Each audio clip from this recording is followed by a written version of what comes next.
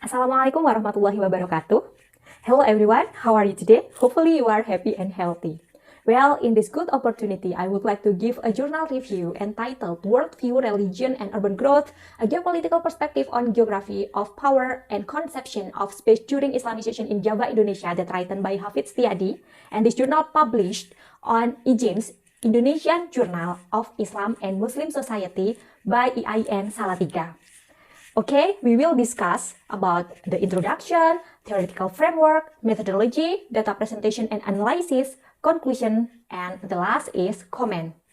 Well, for the introduction, the area of Java is about 132,000 kilometers square, or it is less than 10% of the total land area of Indonesia. Java is the most populated island in Indonesia. Almost 60% of the total population of the country inhabit this island. There are three cultural mutations that plagued Java. The first one is Indianization. The characteristic of Indianization, there are kingdoms of Hindu Buddhists in the 8th century, and then chopped wilderness area to develop settlement, built temples, and open farmland. And the last is introduced the pattern of statehood and traditions of writing in Java. The second cultural mutation called Islamization. The characters of Islamization is, it happened about second half of the 14th century. It increased in maritime trade activities in Southeast Asia, moving between India and China. Numerous open and plural communities generated on the north coast of Java. Trade was more prominent than agriculture. And the third cultural mutation called Westernization. It's about 16th century. Colonialism and imperialism practices brought the Christian doctrine and European style. And it changed Java's life through plantation commencing, infrastructure development, and foreign investment. But the journal focuses on Islamization because it opened the door of modernization in Southeast Asia. Okay, and the next is theoretical framework. This journal used Weber's argumentation that stated the city must have a degree of political autonomy. This theory is to understand political space production related to Islamization and its implication on the rise and fall of cities. And from various publications from notable experts, such as Dennis Lambert, Anthony Reid, Nigel Marder, and H.J. de Graaf, who put great attention on the study of Java and Southeast Asian. This theory is to focuses the relationship between emerging power structures and urban growth based on spatio-historical perspectives. And then the methodology. This journal uses the narrative approach, like books, articles, working papers, or reports which had strong relevancy, so that the writer can arrange like a story. And second, this journal uses geographical and historical techniques, such as maps and timelines. Well, come to the data presentation and analysis. The first is Islamization in Java. Muslim people have existed on the north coast of Java since the 11th century. A critical milestone of Islamization in Java was the establishment of the Sultanate of Demak in the second half of the 15th century. It provided a political basis of Islamization. At the beginning of the 16th century, Islamic civilization finally dominated the socio-political life in Java. And then we will recognizing Islamic power, coastal and inland regime. The 15th until 17th golden period is a golden period of the emerging of pre-colonial states in Indonesia. There was rapid development of Islamic expansion in Java. Some noticeable Islamic kingdoms, or the Sultanate, appeared in Java, such as in Demak, Banten, Cirebon, Pajang, and Mataram. Some smaller kingdoms also emerged in Jipang, Tuban, Surabaya, and Pasuruan. The two most prominent Islamic kingdoms in Java are the Sultanate of Demak, they use Wali Songo Enlightenment, and Mataram or Pajang, there is Syah Siti Jenar Enlightenment, and it called Islam Abangan. that represented two types of Islam in Java called coastal and inland. The coastal regime grew in the open and plural communities, and the inland regime appeared in the isolated and homogeneous communities of Islam. And the last is vivid transformation. Of course, social, economic, and political life is changed. It's transformed. And the next is traditional worldview in Java. Agrarian vision contains many pearls of wisdom and myths, such as dependence of God, nature redeems, sense of harmony, and social integration. The vision suggests a course of action in terms of settlement design, territorial control, and social communication. There are three agrarian systems. It's called Sweden, Paddy, and Maritime. The first one is Sweden, and the characteristics of Sweden are attached to the Sundanese people in the western part. The primary nature of the system is a nomadic behavior, easy for moving. They are easy for moving because they are nomadic. And they build in permanent settlements and disperse in many small groups. They do not need a large social organization to maintain their life, and they don't recognize the centralized power, and the power of control comes from a natural hierarchy based on individual position and personality in a particular group or family. And the last one, there is Trinity or Tritangtu wisdom. There are God as the source, King as the holder, and local leader as the executor.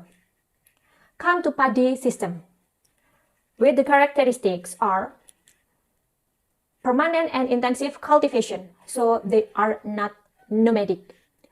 And the next is develop a large settlement and live collectively in a sizable social organization.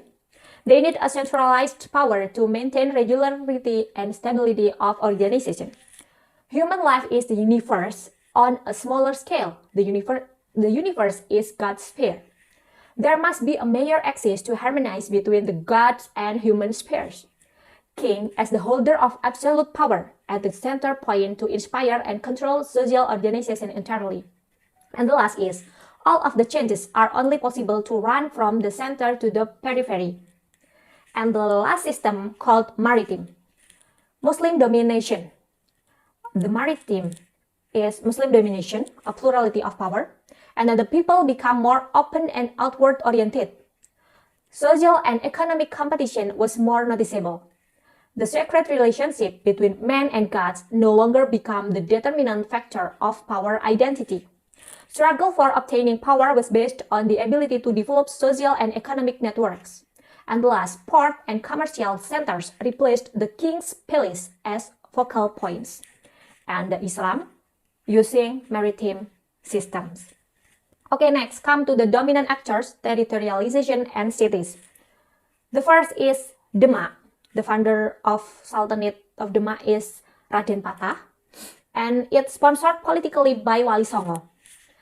Demak was dominated by maritime tradition as a product of Muslim-Chinese penetration into Southeast Asia. Demak was known as the initiator of the coastal Islam regime in Java. Nevertheless, Hinduism from the Majapahit era still existed in Demak. There are three geopolitical symbols that are the palace, the port, and the mosque. In the mid-16th century, Jaka Tingkir attacked and took over the political power of Demak using Paddy system and removed the maritime system. He moved the capital city from Demak to Pajang. The conception of space became more concentric pattern that relied on the supremacy of the center. Well, let's come to the geopolitical process of urban growth. We can see the table of fundamental aspects of conception of space. The Majapahit era or before Islamization, the cultural base is Paddy maritime tradition. Coastal Islamic regime, Demak, use maritime Paddy tradition. And Mataram, inland Islamic regime, use Paddy tradition. Most important place, Majapahit era is top of mountains, inland valleys. Demak is coast. Mataram is spacious and fertile inland lowland or valleys. Majapahit era, need of center, there is powerful center.